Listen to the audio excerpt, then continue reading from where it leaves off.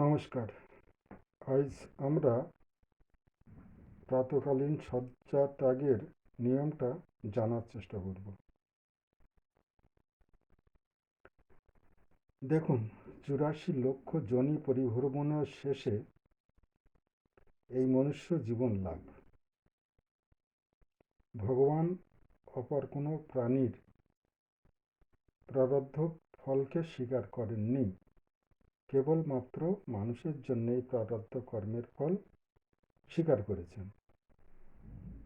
অর্থাৎ পূর্ব জন্মে আমরা যে ভালোমন্দ কর্ম করেছি, সেই কর্মের ফল প্রারব্ধ হয়ে বর্তমান জীবনে প্রতিফলিত হয়।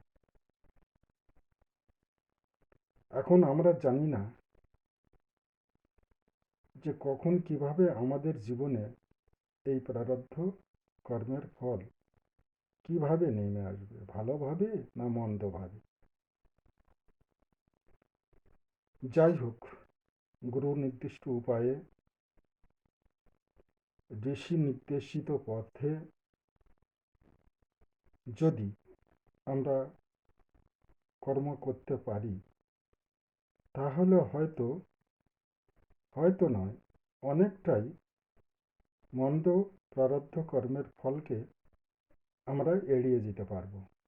দুঃখের বিষয় এই যে আমরা জীবনচর্যার ক্ষেত্রে কি খেতে, কি বসতে, কি দেখতে, কি উঠতে কিছুই একরকম জানিই না।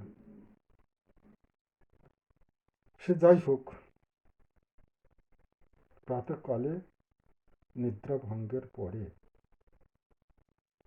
আপনার যে নাসিকাপুটে শ্বাস প্রবাহিত হচ্ছে, সেই দিকের হস্ত দ্বারা মুখের সেই পাশটা স্পর্শ করুন। ধরুন আপনার ডান নাসিকায় শ্বাস প্রবাহিত হচ্ছে, আপনি ডান হাতটা সে ডান মুখে স্পর্শ করুন।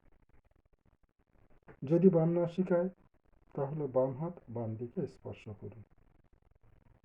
এবারে সোজা হয়ে শুয়ে পড়ুন শবাসনে। নিঃশ্বাসটা নিয়ে নিন, বন্ধ রাখুন এবং শক্ত করুন শরীরটা, টান টান করে এরকমভাবে কয়েকবার করুন। এরপরে উঠে বসুন। হাত দুখানি সামনে এইভাবে খুলে হাতের বড় বড় রেখাগুলো কিছুক্ষণের জন্য দেখার চেষ্টা করুন। এবারে ভূমিতে পদক্ষেপণের সময় এসেছে। যে নাসিকায় শ্বাস প্রবাহিত থাকবে,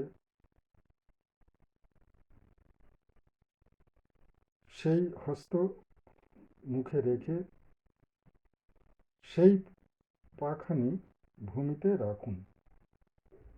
রেখে ভূমিকে প্রণাম করুন। কেন? কেননা এই জন্মভূমিতেই স্বর্গের চেয়ে মহান এই ভূমি, এখানে পিতা মাতা গুরুজন ৩৩ কোটি দেব দেবতা মুনি ঋষিগণ এখানে এসেছিলেন। তাই আপনার একটি প্রণাম অন্তর থেকে এই সমস্ত গুরুজনদের আশীর্বাদ লাভে সাহায্য করবে, যার ফলে আপনার দৈনন্দিন জীবনের অনেক আপদ বিপদ থেকে আপনি রক্ষা পাবেন। নমস্কার, আজ এই পর্যন্ত।